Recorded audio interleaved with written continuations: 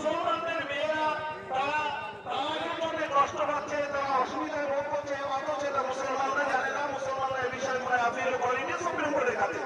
আর আমার হিন্দু ভাইরা তারা দেখতে পেলো, বুঝতে পারলো, তাই তারা গিয়ে এটা আপিল করে দিল, আমাদের কোর্ট সেটা করে দিল। আসলে ভারতবর্ষের সরকার তার মিথ্যার এই প্রপোজাল নিয়ে ভারতবর্ষে টিকে থাকার জন্য তিনি কতগুলো জিনিসকে হাতিয়ার হিসেবে ব্যবহার করছেন। তার মধ্যে অন্যতম হচ্ছে মিডিয়া। এই মিডিয়াকে তারা স্পেশাল ট্রেনিং দিয়েছে, যেটা ঘটে সেটা না বলে অন্যটা বলতে হবে। যে ঘটনায় বাংলাদেশ